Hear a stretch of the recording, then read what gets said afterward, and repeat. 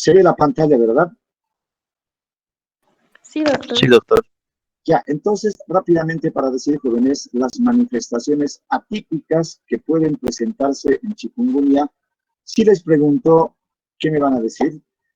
Se llaman manifestaciones atípicas todos aquellos cuadros de chikungunya que en vez de presentarse con los síntomas emblemáticos, como es la artralgia, la fiebre alta, el exantema precoz, se van a presentar con otras manifestaciones clínicas. Por ejemplo, manifestaciones neurológicas como las meningoencefalitis, las oculares, vean, con las neuritis ópticas, uveitis, coroidoretinitis, iridociclitis, etc. Las cardiovasculares, vean, para nada nos van a evocar qué cosa, la articulación, ¿sí? O las dermatológicas, las hiperpigmentaciones, las aptas, etc. O brotes vesículo-pustulosos, etc. O vesículo, como es, las ampollares o las bullas. Y las renales, entonces no van a evocar para nada chikungunya. Y otros cuadros como las discrasias sanguíneas. ¿Qué son las discrasias sanguíneas? Las alteraciones, ¿sí? Son las petequias, las equimosis que se pueden presentar. Entonces, por eso se menciona acá que con bastante, no frecuencia, sino que suelen presentarse estas manifestaciones atípicas. Dentro de estas, precisamente, tenemos las manifestaciones del recién nacido, que se contempla desde el tercer día hasta el séptimo día del recién nacido. Creo que alguien quiere echar una pregunta de recibir.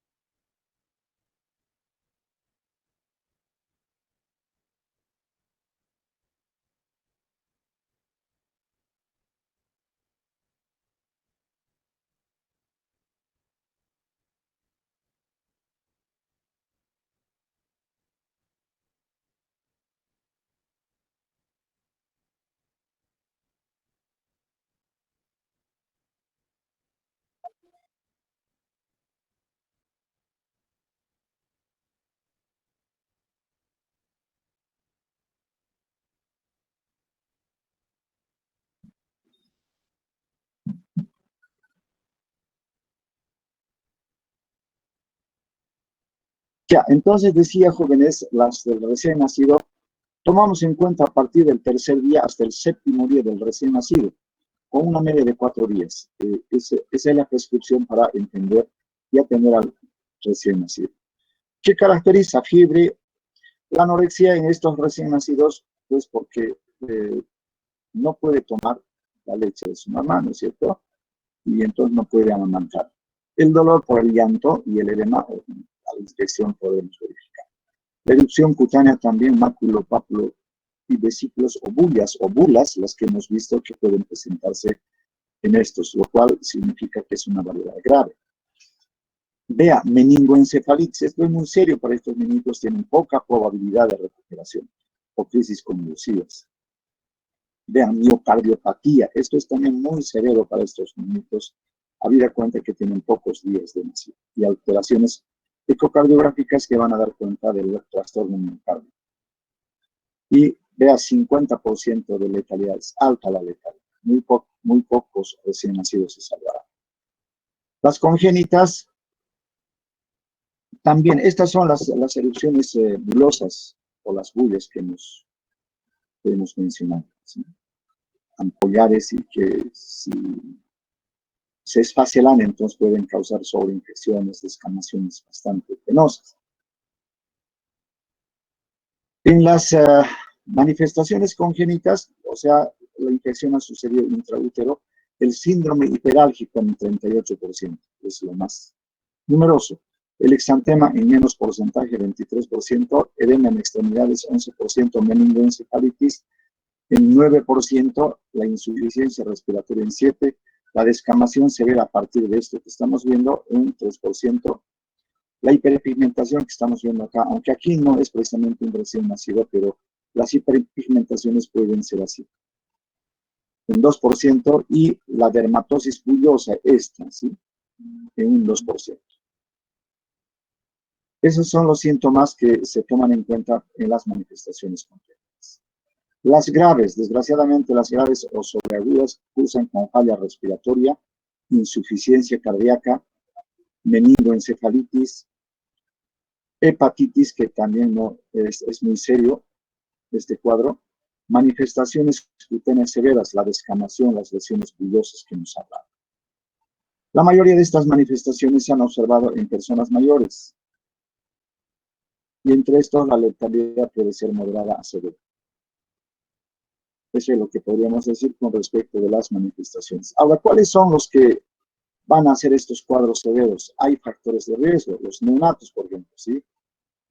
Enfermos o asintomáticos de madres enfermas durante el parto o en los últimos 4 días antes del parto, entonces pueden, o sea, son candidatos a hacer cuadros severos. Por ejemplo, el estrés, ¿sí? O los ancianos. Menores de 1 año y mayores de 65 años son las edades vulnerables que pueden hacer cuadros graves, no solo de chikungunya, de cualquier, sobre todo en el COVID-19 lo estamos viendo. Aquellos que tienen comorbilidades, diabetes, por ejemplo, hipertensión, insuficiencia renal crónica, insuficiencia cardíaca, etc. Y los inmunodeprimidos por el VIH-Sida, que es PRS, persona que vive con el virus del síndrome de inmunodeficiencia adquirida, o aquellos que tienen tuberculosis, o los que sufren cáncer, que están con radioterapia, o, por ejemplo, leucemia, enfermedades de la sangre. Entonces, esas personas con comorbilidad son candidatos a hacer un chikungunya grave. El diagnóstico. ¿Cómo diagnosticamos, jóvenes, esta enfermedad? Naturalmente que echamos mano del método clínico, que es el más precoz e importante. El diagnóstico clínico es fundamental por la patomorfosis de la enfermedad. ¿Qué vamos a exigir o qué necesitamos para diagnosticar clínicamente? Necesitamos, primero, estar en área endémica. 2, que el comienzo haya sido brusco, con fiebre alta, la fiebre es alta, cefalea, pero sobre todo el dolor y la inflamación en las articulaciones, esto que estamos viendo. Y la presencia del insecto vector obviamente nos indica la zona tropical.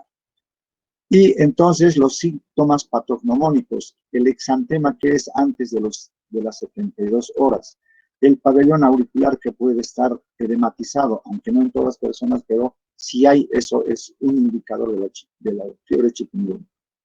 El medio epidemiológico positivo, que estamos nosotros en un área endémica, y que hay enfermos de chikungunya en ese momento. Y si nosotros presentamos los mismos síntomas, entonces quiere decir que se trata de la misma enfermedad. Hay que tomar en cuenta para eso la definición de caso. ¿Sí? El caso sospechoso dentro de la familia, en la comunidad o en el ambiente laboral. Si alguien tiene fiebre, tiene dolor de articulación, que se dice, probablemente tenga chikungunya. Entonces es importante la fiebre, el dolor articular, el exantema temprano y la conjuntivitis. Esto nos ayuda, ¿sí?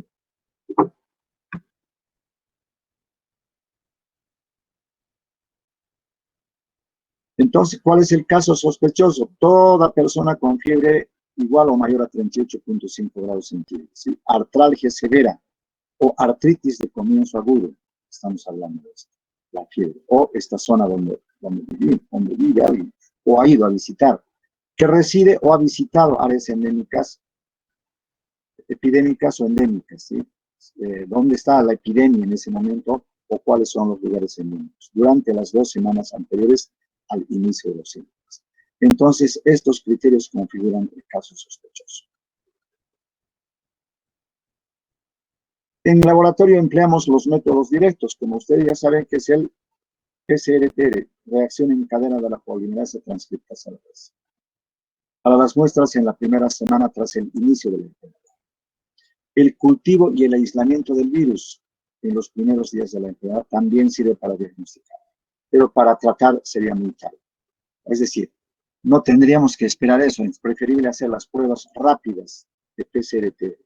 Los métodos indirectos se refieren a la IgM e IgG, son anticuerpos específicos que realizamos mediante el método ELISA, que es el más utilizado para este fin.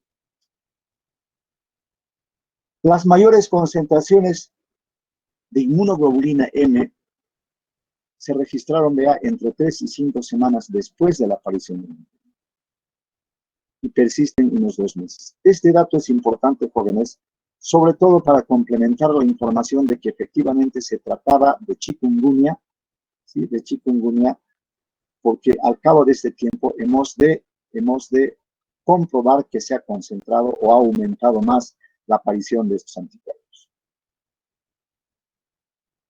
¿Qué es el caso confirmado? Es todo caso sospechoso que hemos podido confirmar mediante cultivo o el aislamiento viral, mediante PCR transcriptasa reversa o por la detección temprana de la inmunoglobulina M a partir de los 4 días, la primera semana podría positivizar. Vean, aumento de IgM e IgG hasta 4 veces en muestras pareadas con 2 o 3 semanas de diferencia. Esto naturalmente no nos va a servir para diagnosticar un caso agudo, sino esto significa, que les dije ya, para certificar y para complementar que efectivamente se trataba. Si lo que en la etapa aguda habíamos detectado IgM positiva para chikungunya, y los epidemiólogos 2 a 3 semanas después solicitan otra vez. Y si aumenta 4 veces su título, eso certifica definitivamente, inequívocamente, que se trataba de chikungunya. Vean otra interesante advertencia que se hace. Durante una epidemia, sobre todo si es masiva, ¿no es cierto?, de gran magnitud, ya no es necesario realizar pruebas a todos los sospechosos. ¿Es suficiente el vínculo epidemiológico o solo hay que hacer las pruebas por muestreo? Entonces, para no gastar también reactivos, ¿no es cierto? Si hay miles de personas con esta enfermedad y otro, el 1001, presenta los mismos síntomas, ya no tienes que hacerle la prueba. ¿Por qué? Porque seguro que se trata de la misma enfermedad. En este cuadro podemos observar precisamente eso, ¿no es cierto? Aquí está el día 0 de la enfermedad, pero el virus ya está presente, ¿sí? Antes, ¿sí? Y entonces, los primeros días tenemos la posibilidad de hacer pruebas para identificar con pruebas directas la presencia del virus. Y a partir del 4º día y más a la semana, entonces testeamos qué cosa, IgM, y un poquito más tarde IgG. Estas 2 inmunoglobulinas o anticuerpos en la segunda y tercera semana alcanzan títulos altos y luego van disminuyendo. Esto es lo propio, aquí nos está mostrando en este óvalo punteado la presencia, la enorme posibilidad que tenemos de diagnosticar la presencia del virus. ¿Sí? Entonces, a partir del día 5 y la semana, entonces ya podemos testear IgM y la IgG. Entonces, la etapa serológica es, vean, desde el 4º día, más o menos, pero más si nos esperamos un poquito y mejor si lo hacemos entre los 8, 10 y 12 días, entonces vamos a poder testear y será positiva la inmunoglobulina M y también la IgG. Y este otro para rematar, resultado de pruebas de laboratorio por tiempo de evolución. Del día 1 al 3, entre el día 1 y el tercer día, lo aconsejable siempre, gold estándar, es PCR-TR positivo. El aislamiento, el cultivo y aislamiento viral también. La IgM todavía no va a estar en el primero o tercer día, es negativo. El test de neutralización por reducción de placas es también negativo. Entre el día 4 y 8, PCR sigue positivo, el aislamiento ya no, porque el aislamiento hay que hacerlo los primeros 3 días, preferiblemente en chikungunya. IgM ya va a estar positivo, sobre todo entre el 4º y sobre todo el 8º día positivo. El test de neutralización por reducción de placas, no, aún no. El día 8 o mayor al día 8, PCR es negativo, el aislamiento es negativo. Ya no hacemos pruebas directas, pero hacemos las indirectas. Por ejemplo, IgM, IgG ya va a ser positivo. Y más tarde tal vez IgG positivo. Pero el test de neutralización por reducción de placas es positivo. Recuerden que esto testifica qué cosa. El aumento 4 veces después de la primera semana, y más aún en la tercera, con la diferencia de 1, 2, 3 o 4 semanas.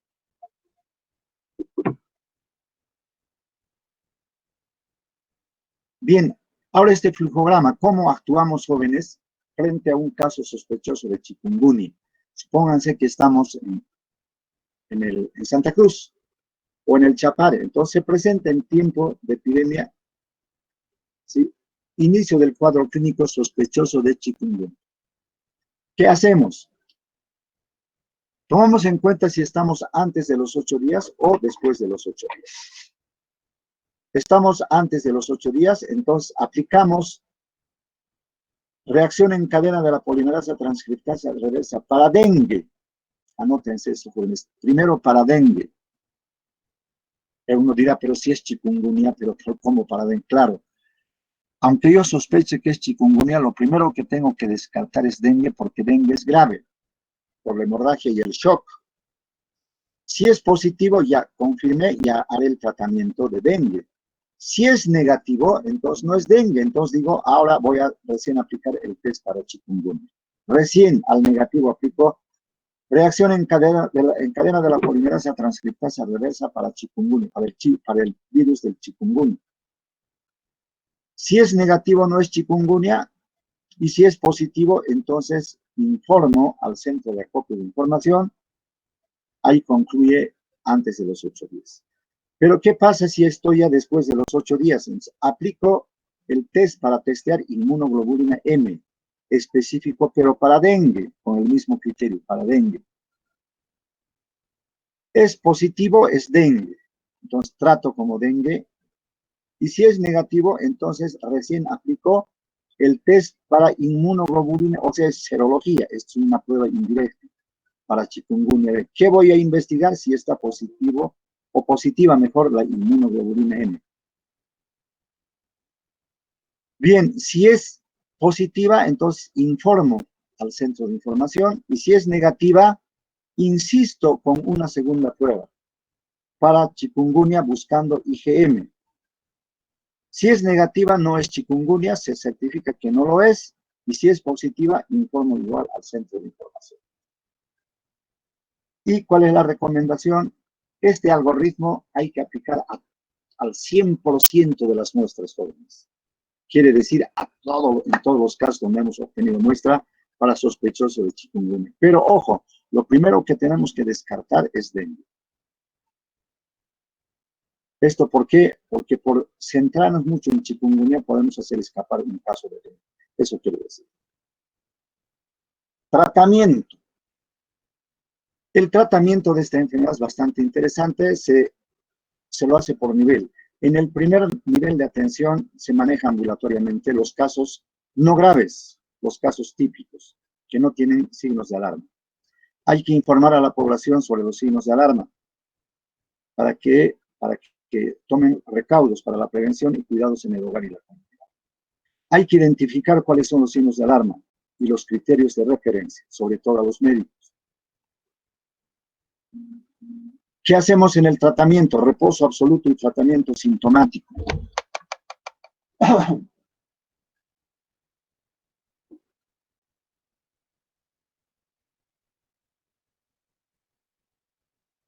Para el tratamiento sintomático, como verán ustedes, si el dolor no es muy intenso y es moderado, echamos mano del acetaminofén, que es el paracetamol. El paracetamol, jóvenes, solo tiene acción analgésica y antipirética.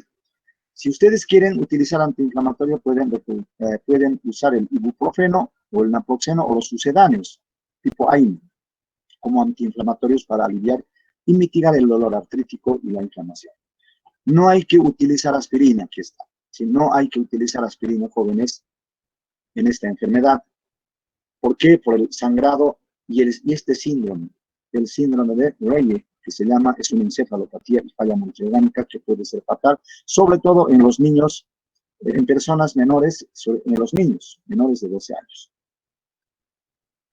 En caso de dolor articular grave, que no cede a estos analgésicos que hemos mencionado, se pueden utilizar derivados morfínicos o morfina.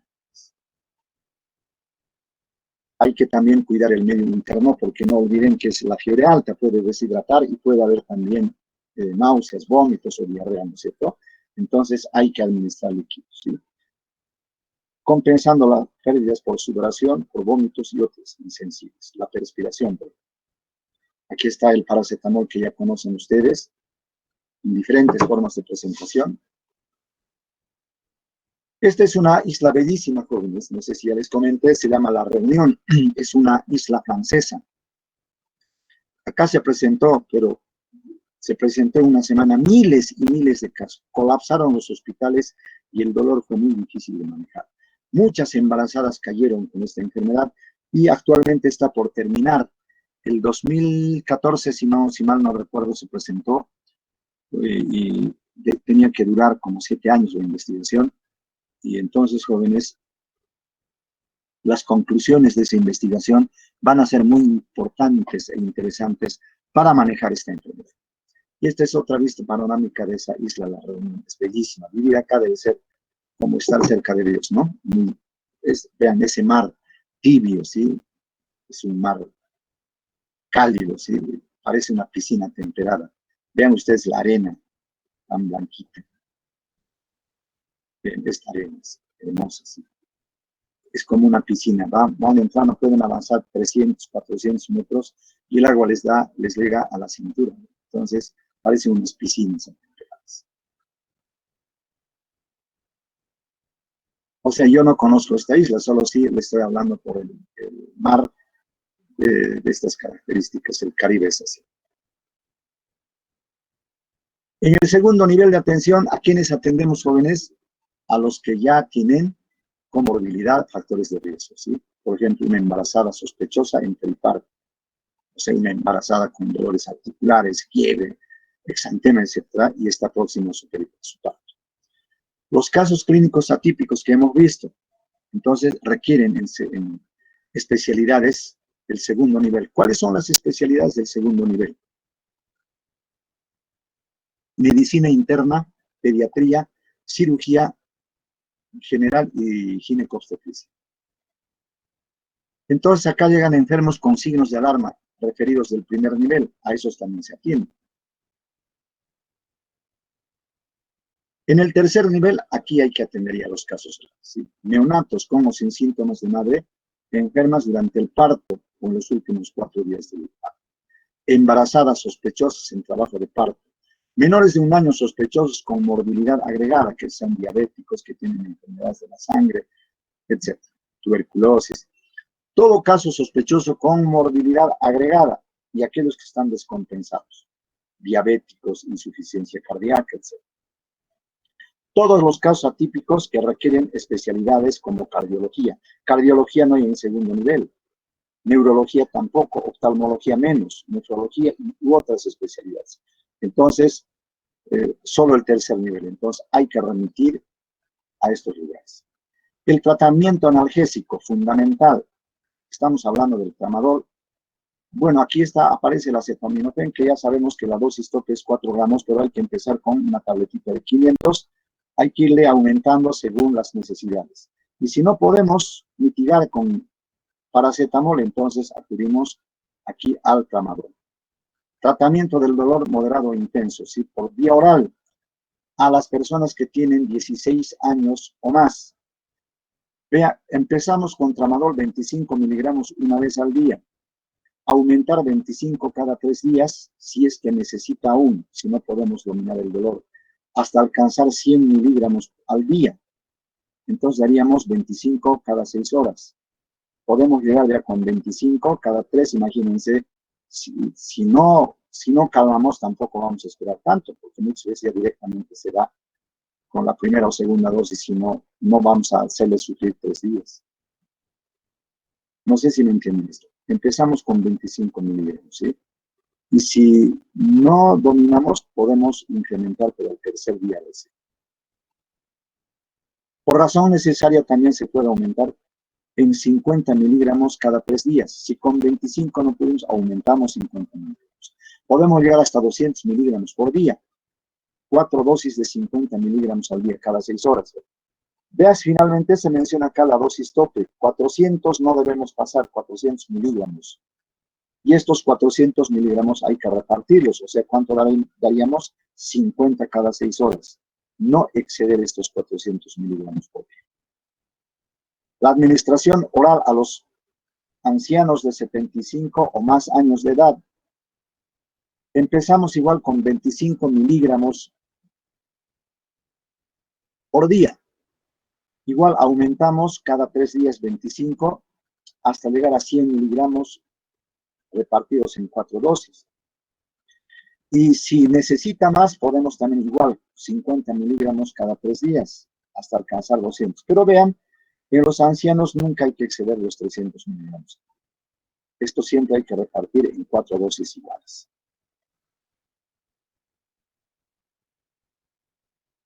El alivio del dolor, jóvenes, no es inmediato.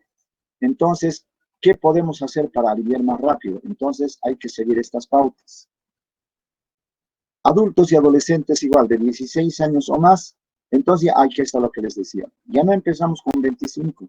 Si el dolor es intenso, entonces ya directamente podemos darle 100 cada 4 horas para llegar a 400. O probamos con 50 cada 6 horas para llegar a 200. O dar 300. Entonces, entre 50 y 100 miligramos cada 4 o 6 horas podemos alcanzar o 200 o 300 o 400 miligramos. Pero no, sabemos que la dosis tope es 400 miligramos por día. En los ancianos lo propio, igual podemos empezar con 50 o 100 miligramos, pero con el cuidado de que en los ancianos no debemos pasar los 300. Entonces, si le damos 100 miligramos, ¿no es cierto?, tendremos que dosificar para alcanzar 300 en un día, en 4 dosis equitativas. Pero vean, también a los mayores de 65 o 75 años, podemos dar como a los adultos de menor edad, pero siempre y cuando no tengan comorbilidad, que no tengan insuficiencia hepática renal. Hay que tener mucho cuidado con los ancianos. La administración intravenosa, vean jóvenes, podemos administrar 50 o 100 miligramos cada 4 o 6 horas sin excedernos de la dosis tope que ya sabemos. La dosis más recomendada es de 7 décimas de miligramo por kilogramo por cada dosis, sin sobrepasar los 5.6 miligramos kilogramo peso día. Yo quisiera que me comenten a ver si han entendido esto. Quisiera que me comenten qué tiene que ver o qué contradicción hay o qué coherencia hay entre utilizar 7 décimas por miligramos kilogramo peso con respecto a los 400 miligramos dosis tope. A ver, comentarios quiero escuchar. A ver qué nos dice doña Alejandra Lafuente, que está la primera en el directorio. Que dando una dosis de 0.7 podríamos administrar de forma más exacta lo que sería el tramadol.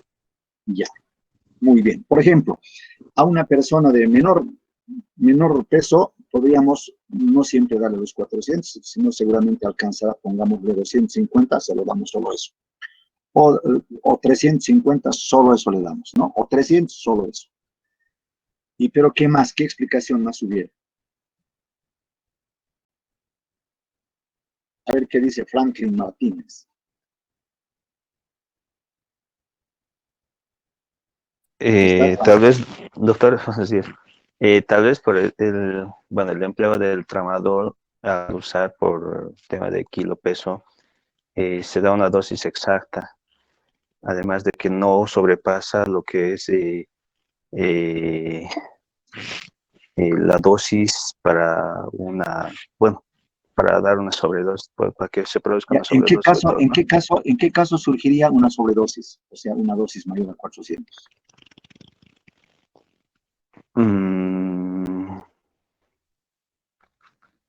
Por ejemplo, un flaquito con 0.7 no alcanza 400. No importa, es la dosis tope. Entonces, tal vez solo alcanza, como dije, a 250, entonces le das 250. Como tú acabas de decir, y también Alejandra, es una dosis exacta para su peso. Pero ¿y en qué caso habría el riesgo de pasarnos? En pacientes que tienen una masa muscular más elevada o sobrepeso. Muy bien, Ana. Eso tiene, esa es la coherencia. No hay contradicción, ¿no es cierto? Sabes que puedes darle, si tú te guías por el esquema de tratamiento, sabes que no debes pasar 400 miligramos en ninguna persona. Y si puedes controlar el dolor con menos dosis, mejor. Pero ahí nos dice, pero si tú utilizas 7 décimas de miligramo por kilogramo peso, lo vas a hacer exacto para su peso, nos dice. Y entonces, obvio, como observa Ámbar, a ver, uno de 120 kilos, digamos, uno con sobrepeso, pero con, ya, un índice de masa corporal, por no decir otra cosa, ¿no es cierto? De grado morboso, digamos, ¿sí? Entonces, por ahí alcanzo 480 miligramos. ¿Se lo voy a dar? No, doctor, No, estaría sobre los 400, que es la dosis tope. exactamente. Eso dice la dosis tope. Ya, entonces, si han entendido, me doy por feliz. Continuamos entonces, ¿sí?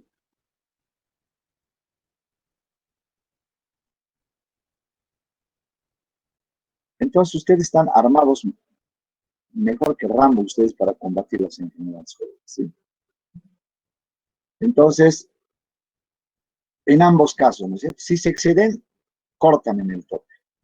Si no alcanzan los 400, le dan lo que corresponde a su peso. Los niños igual, mayores de 12 años, la dosis recomendable es igual de 0.7. Con la misma prescripción. La administración intravenosa. La administración es controlada por el paciente. Es decir, él nos dirá, ya me calmó, ¿no es cierto? Entonces, a eso se refiere este mensaje. La presentación del tramadol, como verán ustedes, jóvenes, ahí está. Viene en cápsulas.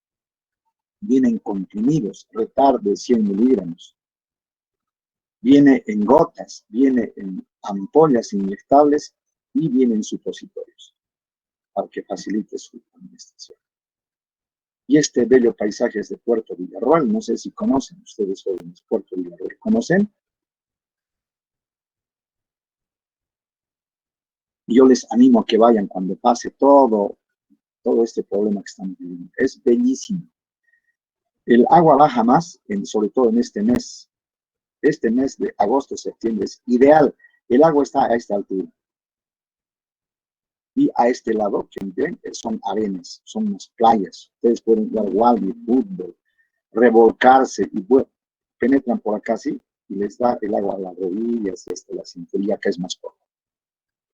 Hasta 17, 20 metros, 14 metros la profundidad. Pero es bellísimo.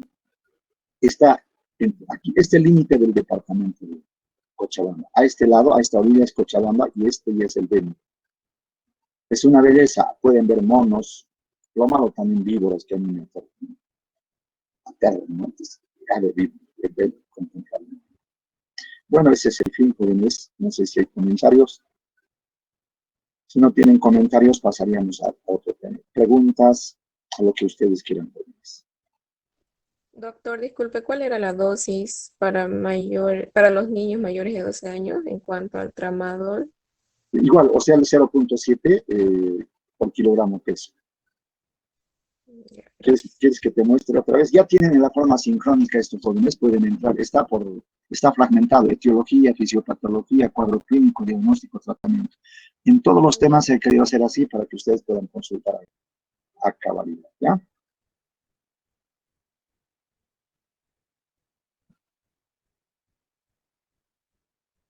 Aquí está. Niños mayores de 12 años, la dosis recomendada igual, ¿ve?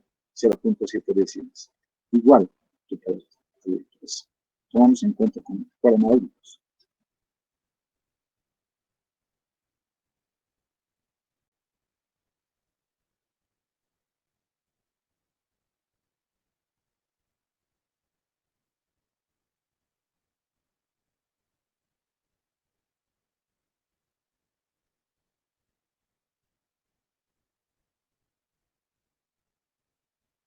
¿Se ve la diapositiva?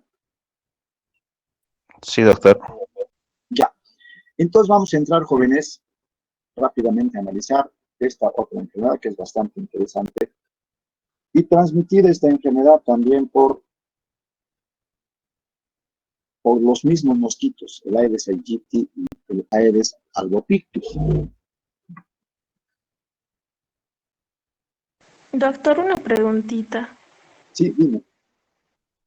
Dime, amores. Ya que el mosquito es el vector para varias varias enfermedades, como dice, chikungunya, dengue o fiebre amarilla, ¿pudiera a la vez inocular los dos virus en un paciente? Bueno, el mosquito es de por vida, por favor. Por ejemplo, el virus de la fiebre amarilla, del dengue, etc. Entonces, puede, pues, introducirte, ¿sí? Este virus. A no ser, o sea, pero ¿cuánto vive el mosquito? Vive un mes.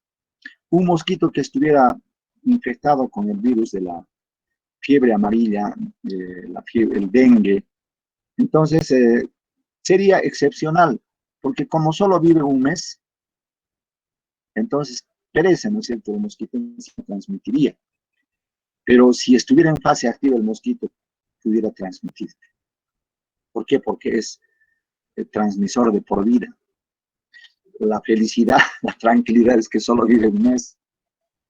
Entonces, ese que tenía los dos virus ya no lo es. Entonces, de que permanentemente esté infectado es poco probable. Doctor, ¿y en zonas endémicas se pueden presentar dos enfermedades de este tipo al mismo tiempo en una sola persona? Ajá, el dengue, pero la fiebre amarilla, a ver, para que se tranquilicen, la fiebre amarilla es excepcional, excepcional. ¿Por qué? Porque hay una vacuna. Por ejemplo, el año pasado se ha presentado, queridos alumnos, una sola persona. Y les he mostrado, ¿no es cierto? 15 personas, 14 personas. ¿Qué es frente a COVID? Es nada, ¿no es cierto? ¿Por qué? Porque esta fiebre amarilla tiene vacuna. Yo les preguntaría, ¿cuántos de ustedes tienen vacuna para la fiebre amarilla? ¿Quién tiene? Yo tengo, doctor. Yo también. Yo A también, ver, doctor.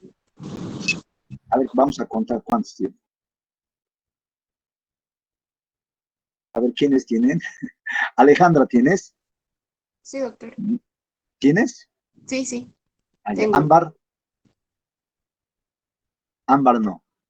Bueno, entonces yo les voy a proponer, ¿sí? De que pase la pandemia, se van a vacunar. Les voy a obsequiar un punto. ¿Están de acuerdo? ¿O Sí. no Doctor, quieren? doctor, Sí. en cuanto a esta vacuna, Ujú. dan, ¿no es cierto?, lo que es el carnet de vacunación, sobre todo para Ajá, aquellas personas que tienen que viajar al extranjero. ajá. En caso de que una persona lo haya perdido, es igual, uno se puede hacer vacunar nuevamente, ¿no es cierto?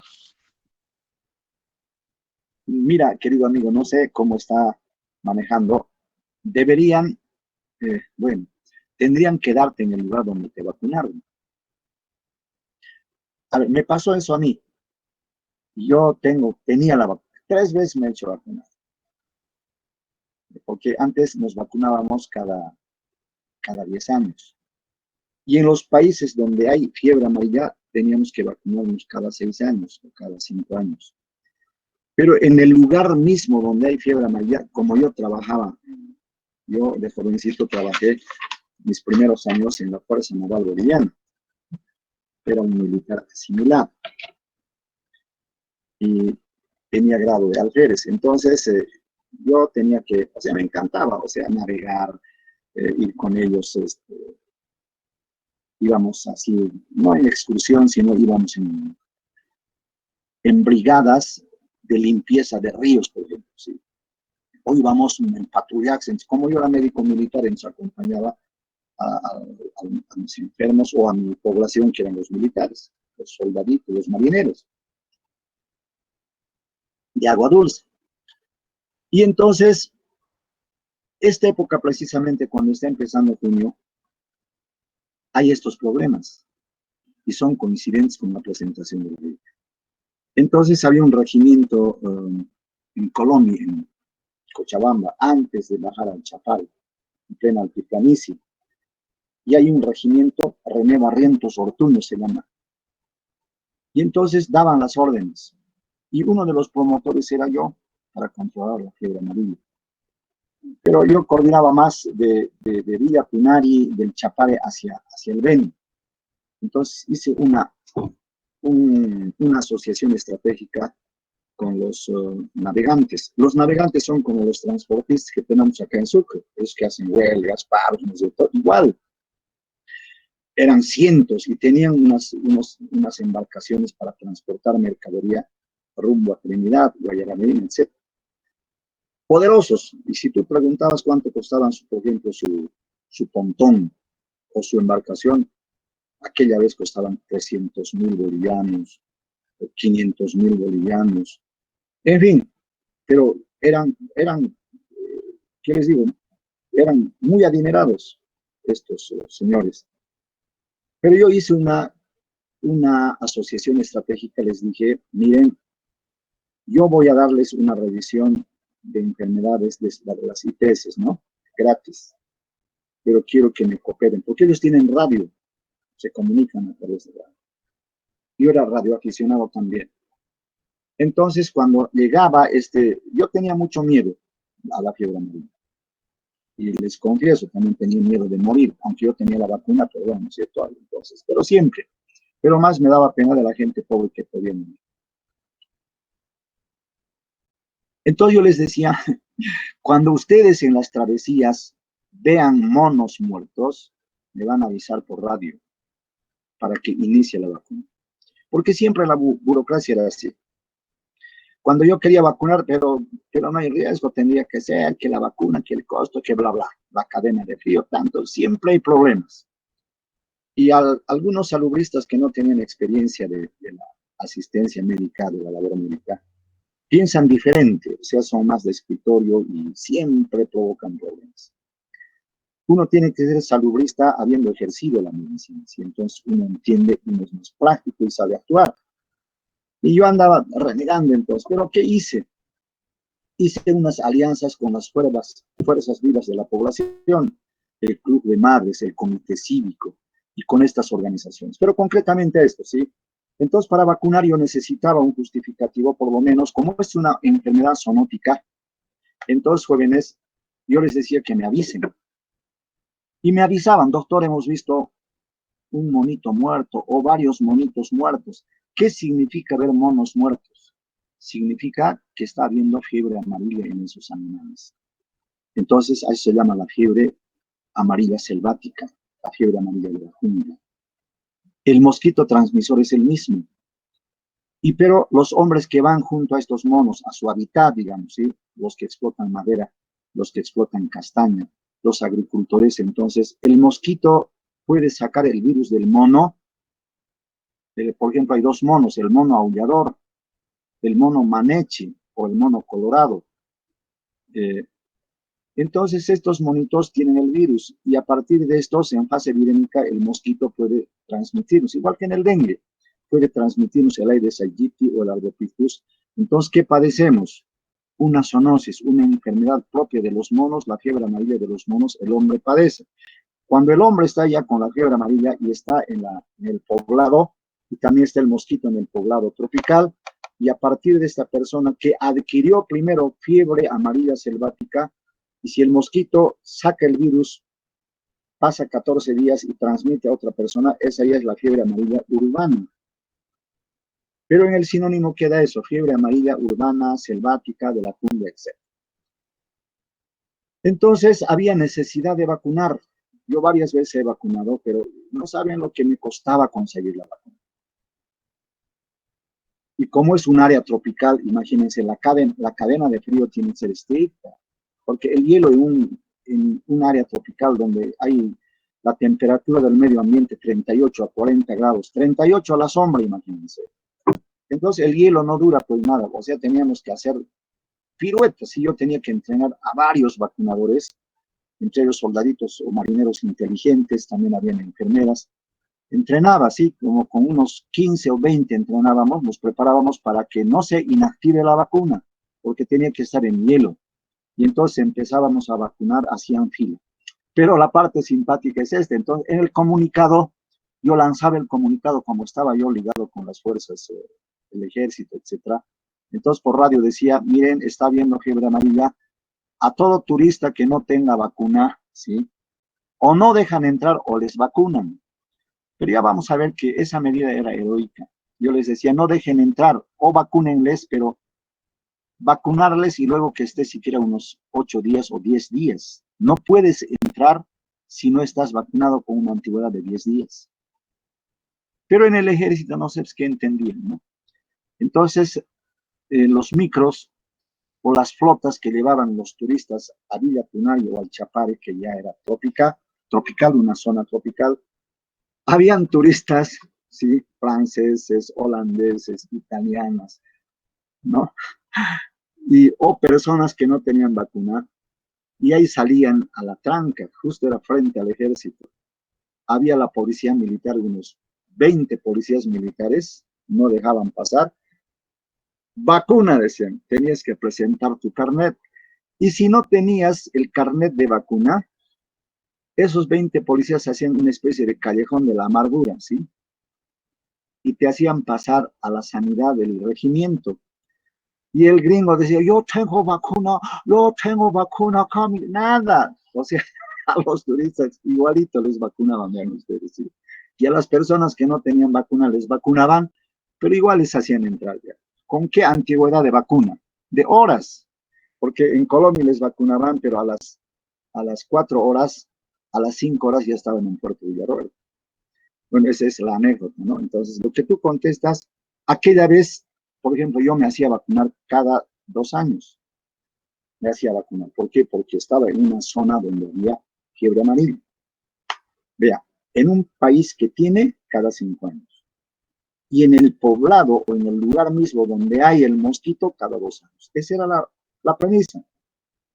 Pero hace pocos años atrás, no sé si 4, 3 o 5 años atrás, la Organización Mundial de la Salud de Jóvenes ha comunicado que aquel que ha recibido la vacuna de la fiebre amarilla no se haga vacunar más, porque es una vacuna poderosa, de una potencia de por vida de ustedes. Entonces yo ya no me he vacunado, ¿sí? Entonces ya me tocaba vacunarme, digamos, cuando he leído esta noticia. Además es una evidencia. Y solo tienes que renovar, aquí va la contestación Franklin, ¿sí? Solo tienes que renovar cada 10 años el carnet. Pero para eso tienes que tener el carnet. Porque si has perdido el carnet, igual te van a aplicar la vacuna, pero no te hace daño. Entonces yo ahora guardo celosamente, ¿no es cierto?, mi carnet de vacuna. Solo eso tengo que renovar para hacer el viaje internacional. Acá en Bolivia no hay mayor problema, porque si tú dices que estás vacunado, pues mayormente no habrá problema. Pero es bueno, aunque sea sacar en su celular una foto, ¿no es cierto?, porque uno siempre pierde a veces. Yo no sé si he contestado, pero de paso hemos comentado un aspecto interesante de esta enfermedad. ¿Seguimos? Sí, doctor. Ya.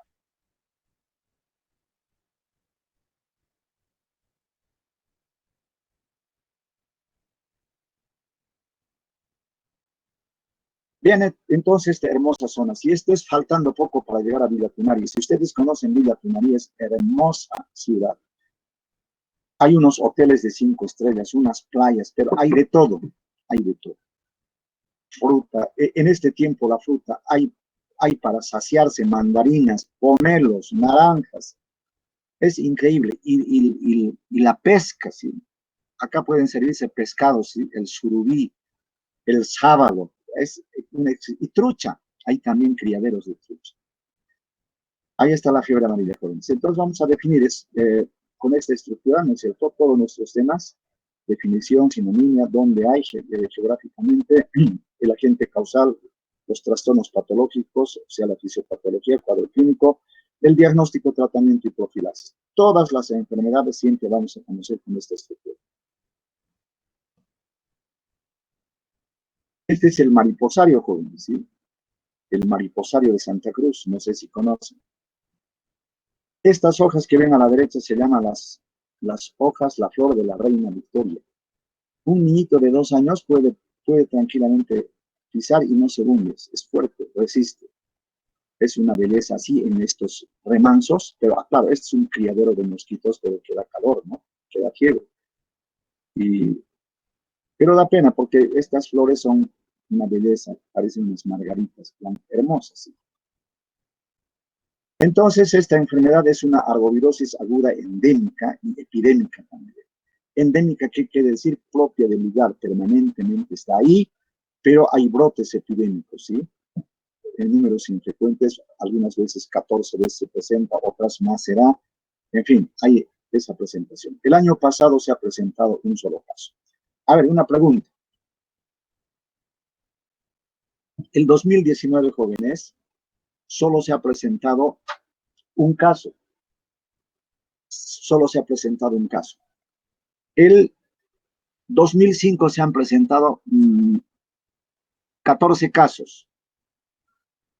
Y el 2007 se han presentado 16 casos. Ya. El 2005 era una epidemia. ¿Y el 2007 era epidemia?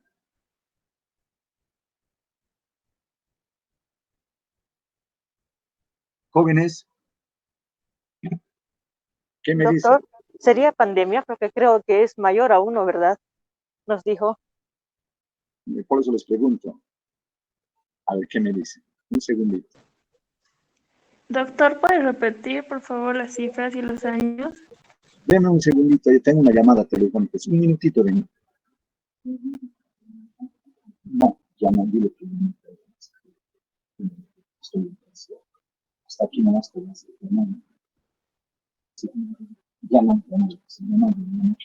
no quiso decir que ya había dicho todo, ya no quiero que diga que es peligroso. No. O sea, yo voy a hablar con que pase la pandemia si lo decimos. Ya verás, hijita.